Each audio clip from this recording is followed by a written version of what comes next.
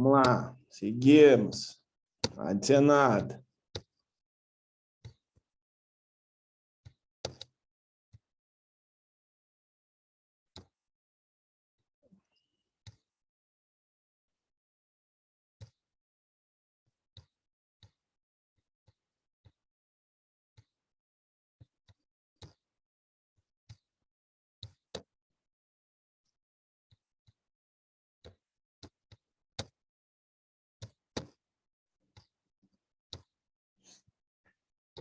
Aí, era aqui, né? Vamos lá. Então, olha aqui, ó. O que nós temos, então? Há dois tipos de fibras estriadas esqueléticos, tá? Então, ó, o que eu tenho aqui, então? Eu tenho, por exemplo, as fibras chamadas de tipo 1 e as fibras chamadas de tipo 2, tá? Ou também chamadas de contração lenta ou contração rápida. E aí a gente tem que contextualizar isso. Primeira coisa que eu falei para vocês, tá? O que acontece? Pessoas que praticam atividade esportiva, atividade física, o que acontece? Elas, obviamente, elas vão trabalhar muito mais a musculatura, tá? Então, a musculatura principalmente estriada esquelética. Então, o que acontece? Imagina um atleta, né, que praticou, sei lá, o seu esporte lá por, sei lá, 10, 15, 20 anos, tá? O que acontece? Esse cara, obviamente, para ter um melhor rendimento, o corpo dele vai se adaptando e vai produzindo um número maior de quê? Vai produzindo um número maior de núcleos. Tá? Então, a fibra, ó, vou voltar aqui no slide anterior. Olha aqui, ó. Tanto é que a gente chamou aqui, ó, que ela tem o quê? Ó? Núcleo, tá? Muitos, ou seja, o esquelético ele tem muitos núcleos. Por quê? Porque é uma característica desse tecido. Então, quanto mais atleta eu for, ou quanto mais esporte eu faço, ou quanto mais eu desenvolvo aquela musculatura, mais ela produz núcleos. Então, por exemplo, se eu comecei lá, eu sou sedentário e tal, e aí o que acontece? Eu começo uma atividade física, e aí ela começa a produzir núcleos para ter um melhor rendimento, para ter o controle daquele metabolismo de produção de proteína, porque o músculo é praticamente proteína, actina e miosina. E aí o que acontece? Vamos supor que eu parasse, daqui a 10 anos, parasse de fazer esse tipo de atividade. Pode ser lá, musculação. O que acontece? Parei 10 anos, né? Após esses 10 anos, parei por 2 anos. Se eu quisesse voltar a fazer, né, essa atividade, o que aconteceu? O meu músculo já tem aqueles núcleos todos lá. Então, é mais fácil ou é mais rápido o meu resultado se eu partir do zero. Isso a gente chama de memória muscular, devido a essa produção excessiva, né, ou maciça desses núcleos durante a atividade por longos períodos. E aí, por longos períodos, eu digo, né, de tempo, não só em um dia, mas por muitos anos, a gente acaba estabelecendo, então, essa memória, essa memória celular, muscular, nesse caso aqui. Então, o que eu tenho? Eu tenho as fibras esqueléticas, né? Tipo 1, onde eu tenho contração lenta e muito fraca. Menor volume, então são aquelas pessoas, né, que são atletas, mas que são magrinhos, por exemplo, maratonistas. Muita mioglobina, mil quer dizer músculo, globina quer dizer o quê? Quer dizer a hemoglobina, ou seja, aqui vai ter muita quantidade de mioglobina, porque precisa de muito oxigênio nesse tecido. Muitas mitocôndrias para fazer muita respiração celular. E aí, ó, esse tipo de músculo está associado a quê? Aos processos aeróbicos. Então, aos processos aeróbicos. Então, tu tem processos aeróbicos, maratona, ciclismo de grandes distâncias, né? Então, essas atividades que são prolongadas por muito tempo, 2, 3, 4 horas, às vezes até mais, né? Então, o que acontece? Tu vai ter, então, esses processos ligados a esse tipo de músculo, tá? As fibras do tipo 2, ou de contração rápida, o que acontece? Elas são mais potentes. Consequentemente, elas têm um maior volume. Elas têm pouco mioglobina, porque vão deter uma baixa quantidade de respiração aeróbica. E também vão apresentar poucas mitocôndrias, porque a respiração aeróbica aqui ela Não é que ela não seja necessária, mas não é predominantemente o que a gente precisa para esse tipo de atividade. E nós temos o quê? Né? Processos anaeróbicos. Então, aqui faz mais fermentação do que respiração aeróbica. Então, veja, olha que louco isso. Elton, quer dizer que se eu tenho, por exemplo, fibras do tipo 2, eu não posso ser um corredor de maratona? Tu pode, apenas tu vai ter que adaptar o teu corpo a transformar as características das fibras tipo 2 em tipo 1. Mas seria muito melhor tu escolher uma atividade, né? De, por exemplo, de processos aeróbicos do que de processos anaeróbicos. Então, por exemplo, quando tu vê, por exemplo, o Usain Bolt, né, o corredor aquele de 100 metros, aonde, por exemplo, né, que nem ele mesmo comenta, né, no documentário que foi feito para ele na Netflix, ele fala assim, ó, eu treinei 4 anos para correr 9 segundos. Tá? Então, o cara treinou a vida toda dele, né, para correr 9 segundos para ganhar uma medalha olímpica. Né? Ele ganhou, obviamente, muito mais. Mas, entende? Então, o que acontece? Porque o esporte dele era de contração rápida e potente, entende? E as características fisiológicas, veja bem, fisiológicas e anatômicas dele eram, por exemplo, de realmente desempenhar esse esporte. Ele poderia ser um maratonista? Claro que sim. Ele poderia ter sido campeão olímpico? Talvez sim. Não posso te afirmar, né? Porque aí entra outros fatores. Mas, tipo, ele poderia? Claro que sim, porque o teu corpo pode se adaptar a isso. Mas ele, vamos dizer assim, ele foi muito mais fácil ele ter o quê? Ter escolhido o esporte correto para a sua estrutura corporal, para o seu, né, desempenho corporal, do que propriamente se ele fosse escolher outro esporte. Tranquilo essa partezinha aqui, pessoal?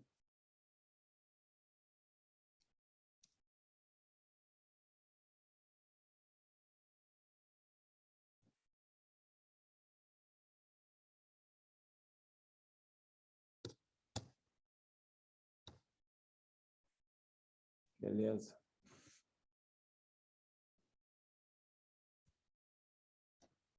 Então, vamos lá.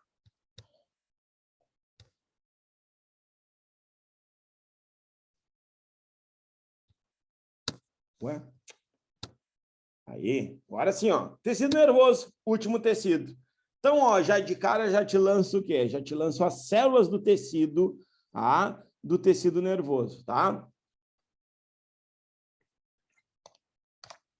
Então, olha aí, ó. O que nós temos? Nós temos várias células compondo o tecido nervoso, embora a gente dê ênfase, né, para os neurônios.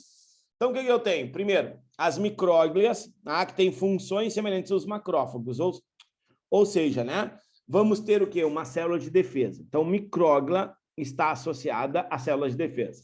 Depois, o que eu tenho? Ó, os astrócitos, olha aqui, ó, que estão aqui ó, ao redor, tá vendo de quem? Dos vasos sanguíneos, tá? Então, eles vão formar, olha aqui, ó, uma barreira, tá? Uma barreira mesmo, física, tá? De proteção do sistema nervoso central, tá? Então, é meio que eles ficam de filtram ali, tá? De substâncias que, porventura, possam atingir o nosso sistema aí respiratório. Desculpa, respiratório nada. Nosso sistema nervoso, tá? Então, é uma barreira mesmo de células, tá? Como se fosse um tecido epitelial aí, ok? Não é tecido epitelial, mas como se fosse, tá? Depois, ó, toma cuidado com essas duas aqui, ó. Eu não lembro quem foi aqui, deixa eu ver se tem alguém aqui que foi. Eu acho que a Valentina, me lembra se isso aqui caiu, se foi ano passado. Olha aqui, ó, células de Schwann e oligodendrócitos. São 2 células, por exemplo, que caíram na prova, se não me engano, da UX ano passado. Não, caiu na da UX. Da UX, né? Isso aí, ó. Então, ó, caiu na da UX, olha só. Então, ó, que perguntava, faziam afirmativas sobre o sistema nervoso, né? Então, sistema nervoso, o que nós temos, ó? Células de Schwann e oligodendrócitos. As 2 células têm a mesma função, só que elas vão produzir a bainha de mielina, olha aqui, ó, essa estrutura aqui que isola eletricamente do ambiente, né? Nós vamos ter o quê? Nós vamos ter, então, a bainha de mielina, né? Isolando, olha só, sendo produzida pelas células de Schwann, o sistema nervoso periférico, ou seja, nos nervos, tá? Já no sistema nervoso central, eu tenho quem? Os oligodendrócitos, Ou seja, aqui no encéfalo, tudo que está dentro da caixa craniana, então no cérebro, no bulbo, no cerebelo, né, no hipotálamo, no tálamo, todas aquelas partes do cérebro, eu tenho, então, aqui nessa região, os oligodendrócitos, tá? Então, são essas células aí que irão, então, produzir a bainha de mielina, fundamental para que o impulso nervoso chegue aonde tem que chegar. Ou seja, né, chegue nos locais específicos de produção daquela sensibilidade. E aí tu vai fazer o processamento daquela informação. E por último, né, as células ependinárias ou ependimócitos, que são as células de revestimento do tecido nervoso. Por isso que eu te chamei a atenção, ó. Não confunde os astrócitos, que também tem uma função de proteção, só que de barreira, com as células, por exemplo, né, vamos dizer assim, adaptadas do tecido epitelial que revestem o sistema nervoso, chamadas de ependimárias, tá bem? Então, essas são as células aí, né, que compõem junto, né, com os neurônios, né, o nosso sistema nervoso, tá? Então, só para lembrar aqui umas partezinhas, né? O corpo celular do neurônio, os dendritos por onde sempre chega o estímulo, né? O axônio por onde passa o impulso, onde, na verdade, o impulso nervoso é transformado de impulso elétrico, né? Então, o que que acontece? Nós temos aqui, então, né, todas essas células aqui compondo o nosso sistema nervoso. Bom, e aí o que que a gente tem? Ó, o estímulo sempre chegando nos dendritos. Então, se a gente entender a membrana plasmática que a gente viu nas aulas anteriores, o que que nós temos? Nós temos, então, né, uma quantidade, né, vamos dizer assim, positiva, uma eletropositividade na parte exterior da membrana plasmática, assim como na parte interior da membrana, nós temos o quê? Uma eletronegatividade, devido à bomba de sódio e potássio. Lembram da bomba de sódio e potássio? Então, ó, saem 3 sódios, entram 2 potássios. Então, eu sempre fico eletronegativo no interior da célula, devido à perda de 3 íons, e eu ganho de 2. Então, eu fico menos 1, assim como eu fico positivo fora das células. Isso aqui é chamado de um neurônio em repouso. Um neurônio onde ele está polarizado, ou seja, ele tem um polo positivo fora da membrana e um polo negativo no interior da membrana. No momento que chega um estímulo, esse neurônio começa aqui, ó, a ser despolarizado. Então, dá uma olhadinha aqui, ó, nesse gráfico aqui embaixo. Esse gráfico aqui mostra um processo de despolarização. Então, o que eu também quero te chamar a atenção é que não existe meio estímulo, ou o neurônio ou o sistema nervoso é estimulado, ou ele não é estimulado. Isso a gente chama de lei do tudo ou nada.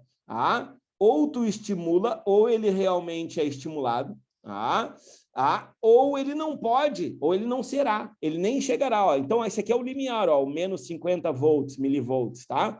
Então, o que acontece? Se esse estímulo chegar aqui, ó, a 49,9, ele volta ao estado de repouso. Ele não é estimulado. Então, ele nem se manifesta. Agora, no momento que ele passa essa milivoltagem, claro que esses números aqui tu não precisa decorar, tá bem? Então, ó, no momento que ele passa esses menos 50 milivolts, aí ele começa o processo de despolarização. E aí vai embora. Vai embora fazendo todo o processo que ele tem até um máximo de mais 30 milivolts, aonde ele começa ou inicia o processo de repolarização. Então, olha para cá, ó. Aqui está passando o impulso, então ele está havendo um processo de despolarização. No momento que ele passar, olha só, ele passou naquela região, qual é a tendência do nosso corpo? A voltar ao repouso, a voltar à polarização. E esta polarização, então, a gente chama de repolarização do neurônio, que é o que mostra aqui no gráfico. Ó. Então, ó, definição, potencial de ação, variação do potencial de membrana para valores positivos, retornando aos valores de repouso. E isso é o potencial de ação. Nada mais é do que um fenômeno físico-químico, né, que tem consequências biológicas, ou seja, eletricidade pura, gurizada. Eletricidade pura. Por isso também que a gente faz o quê? Uma pessoa em parada cardíaca, a gente faz o quê? Estimula, ou seja, eletroestimula ela, dá choques. Para quê? Para reativar esse processo que está acontecendo aqui, entende? Então, isso aqui é elétron. Então, se teve parada, é porque parou isso aqui. E se parou isso aí, tu só consegue reativá-lo com choque, ou seja, com eletricidade. Tranquilo?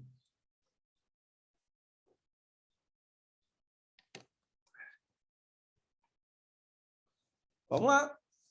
Ó, e aí o que eu tenho? Ó, um outro fenômeno importante que são as sinapses. Tá? Então, a sinapse nada mais é que a passagem, né, do impulso nervoso de um neurônio para o outro. Tá? E essa passagem do impulso nervoso de um neurônio para o outro, ela se dá por quê? Ela se dá de várias maneiras, tá? Mas as duas principais que a gente estuda a nível de ensino médico é uma sinapse química e uma sinapse física, tá?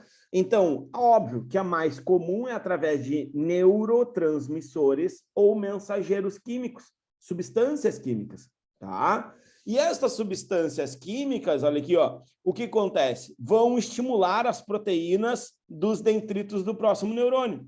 Então, isso aqui é uma ramificação do neurônio, ó, seria daqui, passou pelo axônio, veio embora e chegou aqui, na ramificação.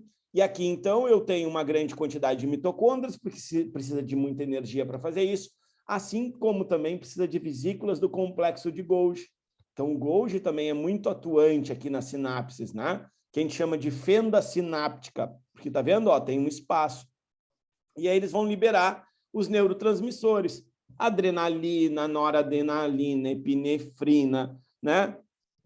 E outras substâncias aí que compõem, né, esse conjunto, né, vamos dizer assim, de neurotransmissores, tá? Então, eu tenho uma membrana pré-sináptica, tá? E uma membrana pós-sináptica, ou seja, antes da sináptica e pós-sináptica, tá? E aqui, inclusive, pode aparecer alguma coisa falando de alguma substância química que se é estimuladora. Veja bem, se é estimuladora, ela atua em quem está recebendo, ou seja, na membrana pós-sináptica, tá? Porque ela vai estimular. Tu quer ver uma? O tétano. O tétano, para manter, por exemplo, a contração, né? Ó, o riso sarcônico, né? Que é muito comum, ele acontece, então, né? Através desse hiperestímulo. Ah, então precisa estar sempre contraindo aquela musculatura. Já, por exemplo, o botulinos, né? Do botox, inclusive esse do roto, que é a toxina botulínica, ela vai fazer o quê? A inibição da liberação dessas substâncias.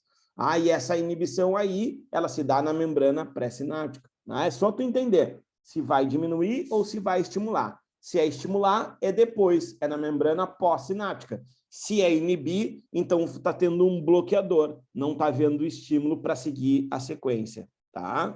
Isso serve para drogas, né? Para medicações e assim por diante. Então, aqui, ó, só para mostrar para vocês esse mecanismo, né?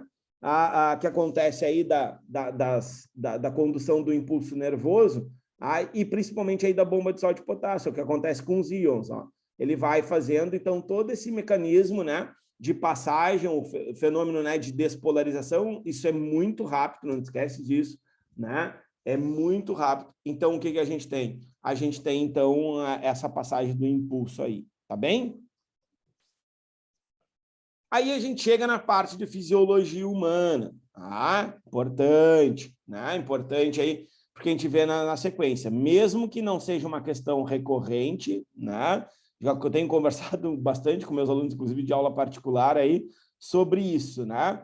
Por quê? Porque, querendo ou não, agora o vestibular especificamente é só para medicina, né? Não tem mais odonto, antigamente ainda tinha outros cursos, né? Então, não sei, parece meio louco isso, né? Não cair questões de fisiologia humana ou de anatomia humana. E quando caem questões assim, ou totalmente fora de contexto, ou, por exemplo, que nem uma das últimas questões, se eu não me engano, foi a última questão, caiu de fisiologia, né, apontando uma seta, contando uma história de um jogador, acho que até do Brasil de Pelotas, que havia quebrado, né, então, a mandíbula, tá? E aí perguntava que osso era aquele, tá bem? Então, era uma coisa assim meio louca, mas tá bem. Vamos lá, temos que estar preparado para tudo, né? Então, vamos lá. Fisiologia humana, fechamos os tecidos, e aí passamos, então, primeiro sistema que nós vamos ver, então, é o sistema nervoso. Então, basicamente, o sistema nervoso é dividido em duas partes, anatomicamente, que é o sistema nervoso central e o sistema nervoso periférico, tá? Então, o sistema nervoso central é composto de encéfalo e medula espinhal, tá? Então, de novo, ó, encéfalo, tudo que está dentro da caixa craniana, mais a medula que está dentro da raque, né? Dentro das nossas vértebras, tá? E ainda nós temos, então, né, os nervos, né? Os nervos cranianos, nervos torácicos, nervos espinhais, nervos lombares, né? E aí, ao longo desses nervos, nós também podemos apresentar gânglios, né? Gânglios nervosos, não tem nada a ver com aquelas ínguas, os gânglios nervosos, ou ainda, né, além dos gânglios nervosos, nós podemos também ter, né, terminações nervosas, né? Mas normalmente a gente divide assim: sistema nervoso central, encéfalo e medula, sistema nervoso periférico, nervos, depois a gente vê os tipos de nervos, né? E também aí a gente também chama de gânglios. Bom, quando a gente fala de sistema nervoso central, a gente tem que entender as divisões deles, tá? Então, a divisão dele é o cérebro, né, que é a maior parte, que é formado pelo telencéfalo e o dielencéfalo, tá? Então, o telencéfalo é praticamente tudo que tem dentro da caixa craniana, né? Vamos dizer assim, 95%, na verdade é 94% ou 93%, do que está dentro da caixa craniana é chamado, então, de cérebro, tá? Que é dividido em telencéfalo e dielencéfalo, onde, inclusive, está o quê? O hipotálamo. Então, o hipotálamo está dentro do diencéfalo. Por que eu estou chamando a atenção do hipotálamo? Porque o hipotálamo também apresenta funções endócrinas, né? De hormônios, tá? Depois a gente tem o tronco encefálico, então ele é composto, olha aqui, ó, de mesencéfalo, de ponte e de bulbo, tá? Então, essas três estruturas aqui são chamadas de tronco encefálico, tá? E aqui o cerebelo, né? O cerebelo, então, que fica nessa região posterior aqui, o pessoal costuma chamar, né? Parece uma couve-flor, mas anatomicamente ou visualmente, ao vivo, não é nem perto, né? Nem parecido, nem de perto, né? Nem de longe, ele é parecido com uma couve-flor, mas tá bem, se vai te ajudar aí a lembrar o que é o cerebelo, que está nessa parte posterior do crânio, né? Na parte da nuca aqui, tá tranquilo para mim, tá? Então, de novo, ó, cérebro formado de telencéfalo e dielencéfalo, tronco encefálico, mesencéfalo, ponte e bulbo. Ó, só para te lembrar, o bulbo, ele é responsável pelos movimentos cardiorrespiratórios, tá? Só para não esquecer. Cerebelo é a função do equilíbrio, da marcha, né, da caminhada, tá? Telencéfalo é função, por exemplo, de armazenamento de memória, de fala, né, de várias funções importantes aí, né, de armazenamento, tá? A ponte não tem umas funções muito específicas, né? E aí o que cai na católica, na verdade, e como já caiu mais de uma vez, são, por exemplo, os lóbulos e as funções desses lóbulos. O que acontece em cada lóbulo aí do cérebro, tá? Por isso que eu te chamo a atenção. Então, coloquei essa imagem aqui para a gente conversar um pouquinho sobre isso, tá? Então, o que eu tenho? Primeiro, o lóbulo frontal, já caiu na prova, tá? Então, o lóbulo frontal e o lóbulo temporal já caíram na prova. Então, vamos lá. O lóbulo frontal, então, ele tem, né, a função especificamente nessa área aí do movimento, comportamento, emoções, decisões e humor, tá? Então, está relacionado nessa região central, né, da frente aí, então, do nosso encéfalo. Já o lóbulo temporal, ó, linguagem, compreensão, memória e audição. E aí, o que caiu na prova da católica em relação ao temporal foi justamente essa aqui, a linguagem. Então, era um acidente, ou era uma coisa assim, uma batida com a cabeça, e a pessoa tinha perdido a fala, tá? E aí, a fala, ela está associada aí ao lóbulo temporal, tá? Já o parietal, ó, nós temos, então, ó, o pessoal que gosta aí das matemáticas, das exatas, tá? Vai ter essa região aqui mais estimulada.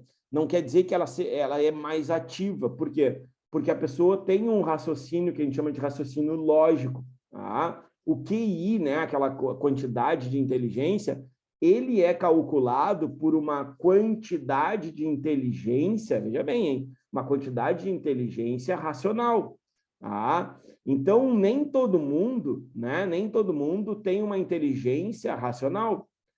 Tem gente que tem inteligência comportamental, tem vários tipos de inteligência, mas se utiliza aqueles testes como um padrão para todos.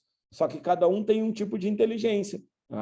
Uns vão ter mais desenvolvido racional, Outros, por exemplo, vão ter menos, e talvez esse que seja mais racional, seja menos emocional, que também é um tipo de inteligência, tá? Então, é só para chamar atenção para vocês aí, quando se fala desses testes, né? Dessas padronizações, que a gente tem, né? Inclusive no Enem, mas tudo bem. Nos vestibulares também. Então, ó, lóbulo parietal, então, cálculo, sensações, escrita e leitura, tá? Depois, ó, lóbulo occipital, eu costumo brincar com o pessoal, né? A gente enxerga com a nuca, né? Então, por quê? Porque os olhos são apenas os órgãos que captam a imagem, né? Mas a gente enxerga realmente lá no lóbulo occipital, fica na parte posterior, tá? E como eu já tinha chamado a atenção de vocês, ó, cerebelo, né? Equilíbrio, coordenação, controle dos movimentos finos, né? Que é caminhar, por exemplo, lá quando o cara principalmente está bêbado, né? Toma uma água mineral a mais aí, né? Então o que acontece? O cara caminha em cima aqui dessa linha aqui, e aí o cara não consegue caminhar porque justamente, né? Tem um álcool em quantidade maior aí afetando então a ação do cerebelo, tá? Bom, aqui então, ó, como eu tinha falado para vocês, o sistema nervoso, né, periférico, tá? Ele é dividido então em somático e visceral, né? E aí o que a gente tem? No somático ele tem o aferente e o eferente. O aferente é aquele que traz, né? Que traz as informações. O eferente é aquele que leva as informações, tá? Já o visceral, mesma coisa, ó, é o aferente, aquele que traz as informações, e o eferente é aquele que responde. Só que o eferente a gente está acostumado a lidar no ensino médio como sistema nervoso periférico autônomo. E aí nós temos duas formas de atuação desse autônomo, porque ele funciona sozinho. Todo visceral é sozinho. Todo somático é com intenção, tá? Então, a gente tem o simpático e o parasimpático, que eu coloquei aqui para a gente traçar uma comparação. Então, ó, eu tenho o parasimpático e o simpático. Lembra sempre do simpático numa situação de tensão, de perigo, tá? Quando falar de sistema nervoso periférico autônomo, e aí tu vai sempre dividir, simpático ou parasimpático, pensa neles, né, como um sendo antagônico do outro. O que um estimula, o outro desestimula, tá? E assim, né, sempre nessa, vamos dizer assim, nessa vibe, tá? Então, o simpático, de novo, sempre associado a susto, a perigo, a tensão, tá? Então, ó, pensa assim, ó, vamos pegar só o simpático primeiro. Pensa numa situação de perigo, tá? Então, tu tem dilatação de pupila, tu tem, né, inibição da salivação, minha boca ficou seca, levei um susto, minha boca ficou seca. Relaxamento dos brônquios, porque precisa acelerar os movimentos respiratórios, acelera os batimentos cardíacos, tem aumento da pressão arterial, inibe a atividade do estômago e do pâncreas, estimula a liberação de glicose pelo fígado, porque se teu corpo está precisando de energia para tu correr, para tu fugir numa situação de perigo, de tensão, e tu precisa de muita glicose para a produção de energia. Olha lá, ó, liberação de adrenalina e noradrenalina pelas glândulas suprarrenais ou adrenais, relaxamento da bexiga. Exemplo que eu sempre uso, pensa naquele teu cachorrinho que fica emocionado quando tu chega em casa. Para ele é o êxtase do dia. Tu chegou em casa, ele pula, pula, pula, sofre, o coração dispara, não dispara, não sou cebolinha. O que tu tem? Tu tem também o quê? O coraçãozinho dele fica batendo, a pressão arterial dele aumenta e muitas vezes ele se urina. Então, por que ele se urina? Sistema nervoso periférico autônomo simpático. Está atuando naquele momento de enlouquecido que ele está. Elton, mas não é uma situação de perigo. Sim, mas é uma situação muito tensa, de euforia. E essa euforia, então, se dá o relaxamento da bexiga. Então, a bexiga volta ao normal e a urina sai. Aqui também, ó, pensa, por exemplo, dos guris, aí, os homens, numa situação, por exemplo, que o cara está muito tenso, nervoso para ter um relacionamento sexual, e aí pode promover ou acontecer a ejaculação precoce, tá? Então, a ejaculação precoce também se dá porque houve a ação do sistema nervoso periférico autônomo simpático. Normalmente isso está associado, né, a situações psicológicas, tá? Bom, e aí depois o parasimpático, ó, tudo vai fazer o inverso, tá? Então, contrai a pupila, estimula a salivação, produz os batimentos cardíacos normais, né? Então, olha aqui, ó, contrai os brônquios, tá? Estimula a atividade do estômago e do pâncreas, vesícula, né? Estimula a vesícula biliar a liberar a bile, contrai a bexiga e promove a ereção. Então, se a pessoa está tranquila, né, não tem, por exemplo, problemas de ereção, vai ter uma ereção normal. No momento que está muito ansioso, muito tenso, pode ter, inclusive, o pênis flácido, e aí não consegue ter uma relação sexual, por exemplo. Que a gente chama de impotência sexual, tá vendo? Então, tem a ver também, tá? Não estou falando que é especificamente por causa do sistema nervoso, como eu falei, são outros fatores aí que são mais os psicológicos, que estão associados, né, às relações sexuais, tá? Dificilmente, embora possa acontecer, dificilmente são questões anatômicas ou até mesmo fisiológicas, estão mais associadas às questões psicológicas, tá? E aqui, então, ó, o que a gente tem? A gente tem por exemplo, a gente tem, por exemplo, aqui a questão ligada ao reflexo, tá? Então, quando a gente fala de reflexo aqui, a gente tem, por exemplo, o estímulo e também tem a resposta. O que eu quero chamar a atenção de vocês é que não existe o processamento de quê? O processamento dessa informação, tá? Então, assim, ó, eu pensei para reproduzir aquele movimento. Não, a resposta é involuntária.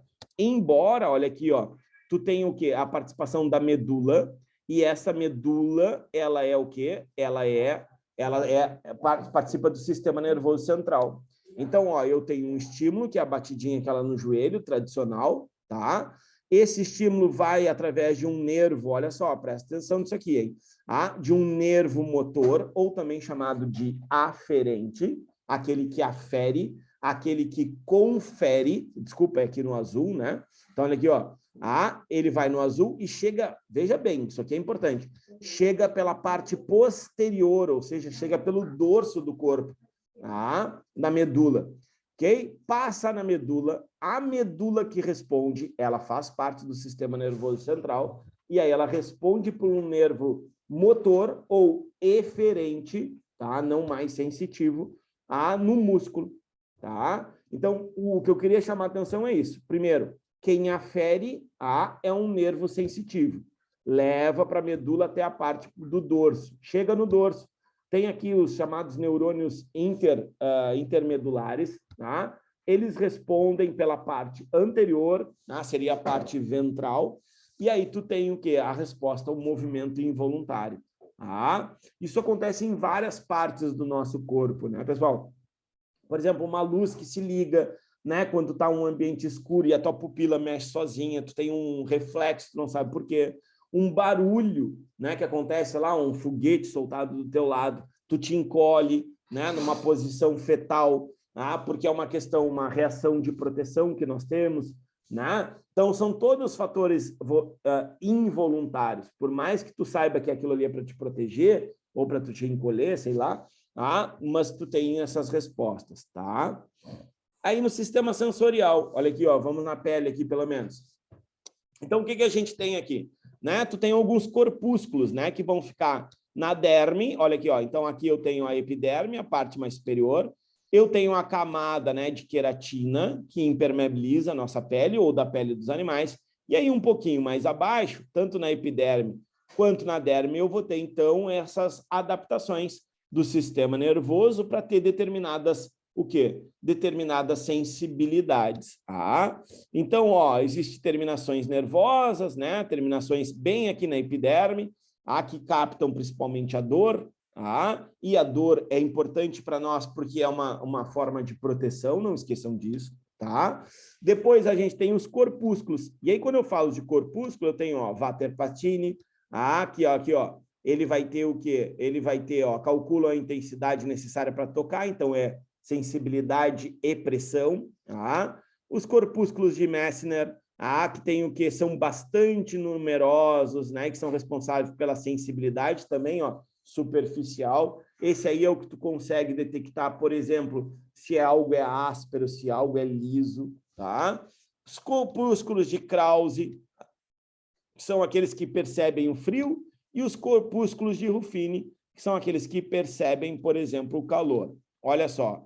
Então aqui, ó, os dedos, ó, percebem em média 6 impressões táteis de uma só vez. Olha que loucura isso. Então tu tem 6 informações sendo percebidas ao mesmo tempo. Só pelo tato, parece que senti qualquer coisa. Não, porque a gente, por exemplo, não precisa tanto do tato. Agora, por exemplo, uma pessoa cega, né? Então, por exemplo, tu tem estímulos aí nessa região. Então, eles percebem, por exemplo, a leitura de Braille é extremamente importante para eles, né? Para quê? Para eles terem essa capacidade, então, de ter aquelas sequências e combinações, né, de pontinhos ali, e com isso eles acabam, então, percebendo esses posicionamentos. Deixa eu falar mais isso aqui, aí depois a gente encerra, te dou essa colher. Olha aqui, ó. E aí, o que a gente tem? A gente tem o olfato, Então, esse olfato, ó, ele é formado de que maneira? A primeira coisa, né? As substâncias, elas precisam ser voláteis. Elas não podem estar aprisionadas, tá? Então, elas têm que estar volatilizadas. Então, tem que ser uma substância volátil. Então, ó, as moléculas, então, se desprendem, né? Tem que estar no ar para depois penetrar nas fossas nasais.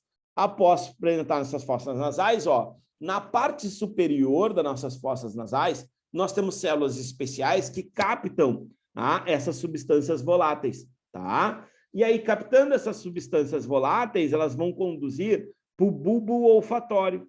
E aí, o bulbo olfatório encaminhará para a região específica, veja bem, para a região específica do nosso sistema nervoso central, que fará, né, a interpretação de que cheiro é esse, que substância é essa.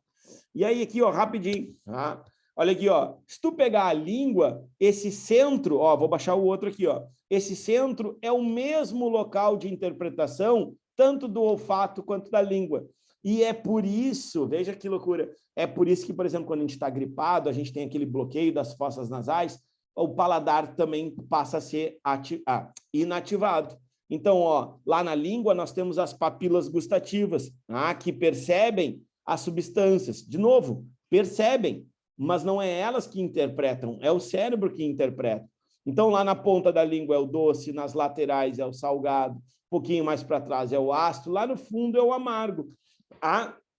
Então, ó, o bulbo olfativo leva lá para o centro de olfação e gustação, assim como a gustação, né? Ou, por exemplo, aí, né, o doce, salgado, né? Qualquer tipo de substância, ele leva também para o centro de gustação, faz a interpretação, e aí a gente tem normalmente aquela sensação de prazer, se é um cheiro que nos agrada, ou aquela sensação, né, que nos desagrada, né, que, por exemplo, a gente, então, né, faz aquele rosto, aquela careta, né, em relação a essa interpretação. Tranquilo, então? Foi, hein?